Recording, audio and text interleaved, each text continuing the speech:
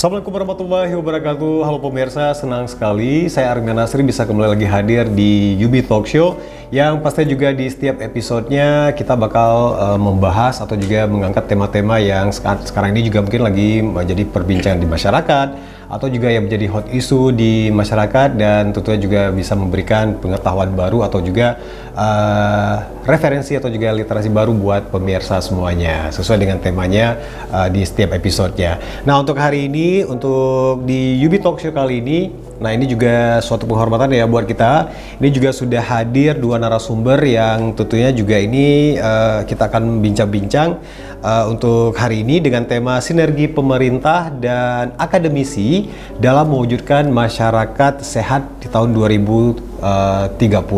Nah, selamat datang ini buat Bapak Lukman SKM MKes. Selamat datang Bapak. Iya, nah ini pastinya juga beliau sekarang ini menjabat sebagai Kepala Dinas untuk Dinas Kesehatan Kota Banda Aceh. Oke, dan juga ini di samping saya sudah ada Dr. Amirul Hadi, M. Biomed SPB. Ya. Nah ini beliau dia juga ini menjadi dokter yang bertugas di Rumah Sakit Bayangkara Banda Aceh. Nah kita welcoming dulu ya untuk selamat datang. Nah mungkin Bapak bisa sapa-sapa dulu sama pemirsa di rumah sekalian. Mengenalkan istilah singkat mungkin bagi yang belum tahu. Baik, terima kasih. Assalamualaikum warahmatullahi wabarakatuh. Selamat pagi untuk semua. Saya Lukman SKM MKes, Kepala Dinas Kesehatan Kota Banda Aceh yang hari ini ingin berkolaborasi dengan dunia pendidikan, dengan akademisi, dengan unit pelayanan yang ada di Bayangkara. Mudah-mudahan kita memberikan inspirasi, bisa memberikan masukan-masukan, atau malah memberi dukungan-dukungan kepada semua pihak yang terkait dengan ini. Terima kasih.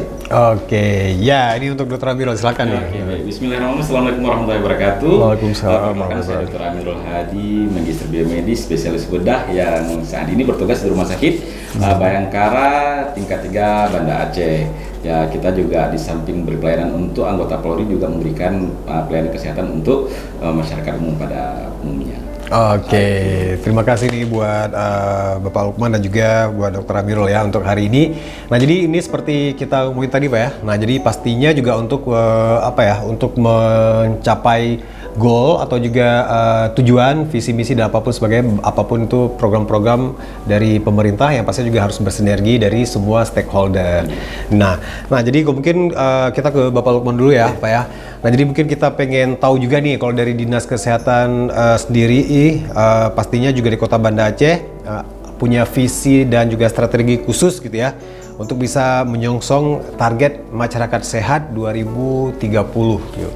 Iya. 2030 ya. Iya. Berarti masih 4 tahun lagi ya? 4 tahun lagi. Iya. 4 tahun lagi. Alhamdulillah kayak kita untuk Kota Banda Aceh sudah menyusun rencana kerja 1 tahun, rencananya kerja 5 tahun. Iya benar. Semua itu terkolaborasi ke dalam satu misi dan visi dan misi daripada Ibu Wali Kota yang akan diturunkan kepada visi misi dari Dinas Kesehatan, dan kami juga akan berpegang kepada RPJM, RPJMD dan RPJM nasional ya. Ini sudah tersusun dengan baik langkah demi langkah dalam masa 5 tahun ke depan ini dari kepemimpinan Ibu Eliza dan Abdal. Kita akan sinkronkan pelayanan kesehatan yang ada di Kota Banda Aceh. Baik, pertanyaannya apa visi misinya? Nggak jauh-jauh Pak, tetap tujuannya mencerdaskan. Itu kalau kita kaitkan dengan dunia akademiknya. Iya, benar-benar. Tapi konkretnya mencerdaskan di bidang kesehatan.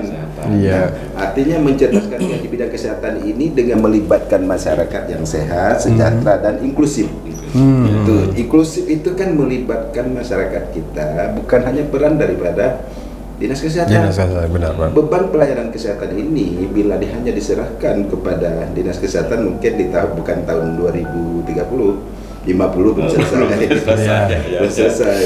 Nah, makanya visi misi ini kita sinergikan antara masyarakat, dunia akademisi, dunia swasta yang hari ini kalau Pak Dokter lebih ini antara swasta dengan di Bayangkara ini kan. Iya. Kalau kita bilang bukan abu-abu ya, merah enggak, putih enggak, tapi di tengah-tengah beliau alhamdulillah luar biasa. Bayangkara juga memberikan kontribusi kepada kita untuk meningkatkan pelayanan kesehatan di Kota Banda Aceh.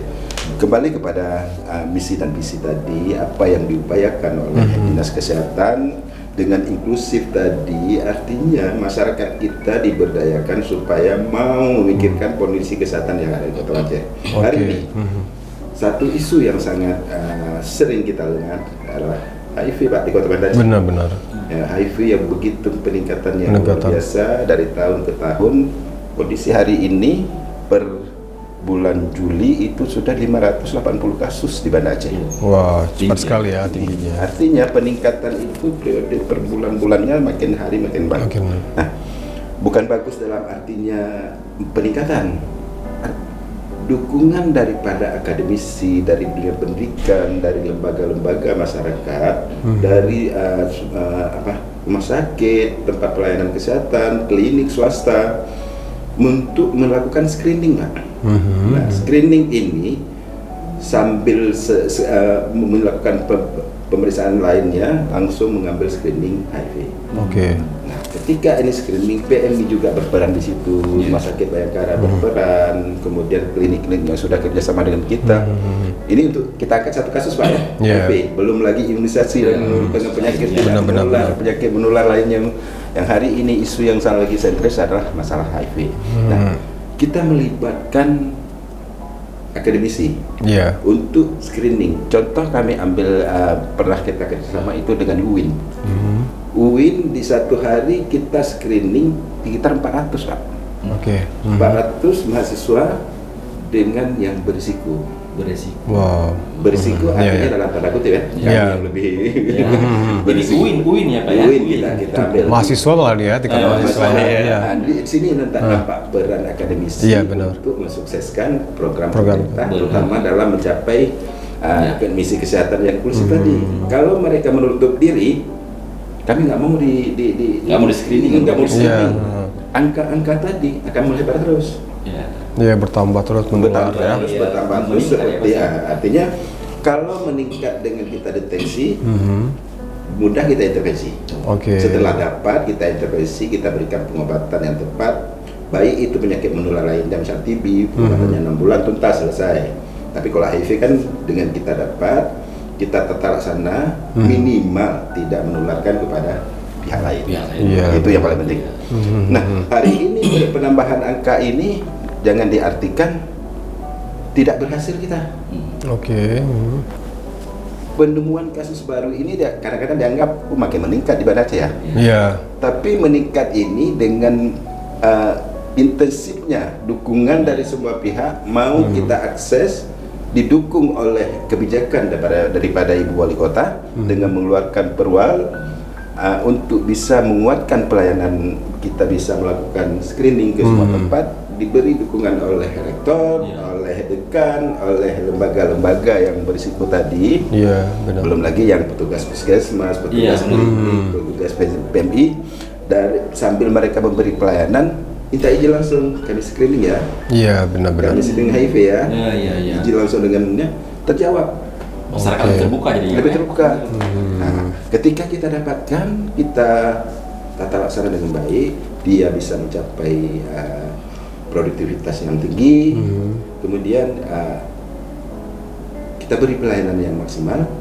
Mudah-mudahan pelayanan di Kota Banda Aceh, kalau menurut informasi yang terbaik untuk HIV. Amin. Nah, terbaik dalam arti kenapa orang luar itu kadang-kadang tujuan ke Banda Aceh itu untuk berobat, karena dapat informasi lebih aman, lebih silent, lebih terjamin identitas kita tidak dibocorkan keluar. Berobatnya di Banda Aceh. Kepercayaan meningkat. Meningkat. Jadi kasus ini meningkat di Banda Aceh jangan diartikan banyaknya kasus di Banda Aceh. Tapi ada orang dari luar daerah yang berobat ke Banda Aceh, karena dia mendapatkan informasi di sini agak lebih soft, lebih aman, lebih benar. Nah, kemudian diartikan oleh lembaga-lembaga lain, jangan-jangan kita misteri gunung es. Setelah kami analisis data-data dari kasus itu, 64% itu warga luar, Pak.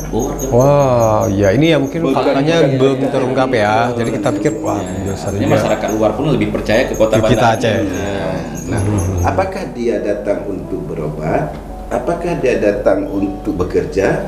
Karena kan ini ibu kota provinsi. Iya, benar-benar. Apakah dia datang untuk mengadu nasib ke kota Banda Aceh? Benar. Semua itu terjaring. Iya. Kemudian kita juga membentuk dari LSM penjangkau karena untuk HIV ini nggak bisa saya sebagai kadis atau petugas kesehatan lainnya yang menangkap atau menjaring. Iya, Mereka benar. dengan penjangkau dengan komunitas sendiri lebih mudah. Jadi istilahnya pencuri itu ditangkap oleh pencuri. Iya. Kalau suruh nangkap pencuri sama kita sama Satpol PP mungkin lama dapatnya. Tapi kalau disuruh tangkap sama pencuri, Tahu dia siapa kawannya. itu yang kita harapkan dia inklusif itu melibatkan semua pihak. Oke. Mulai penyakit menular, penyakit tidak menular, sampai kepada pelayanan sekarang yang ILP. Paham kan? Selalu masyarakat ILP ya, pelayanan kesehatan secara inklusif, mulai dari lahir sampai kepada meninggal.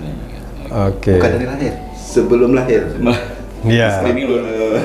Waktu membahas tugas dari Pak Dokter 1000 hari kehidupan. Nah, itu mulai hamil sampai kepada meninggalnya itu semua kita kerjasamakan dengan masyarakat, dengan akademisi, dengan lembaga-lembaga yang sejalan atau setujuan yang bersama. Itu mungkin dari saya dulu. Oke, ya pemirsa, karena kita juga break sebentar nih ya untuk sesi yang pertama. Nah, nanti kita juga tanya juga ya dari sisi dari tenaga medis atau juga dari dokter Amirul ya. Nah, jadi tantangannya juga bagaimana mereka juga bersinergi juga ya, tentunya juga untuk menyukseskan program masyarakat, target masyarakat sehat di 2030 nanti. Jangan kemana-mana, kita akan balik lagi setelah beberapa pariwara berikut ini.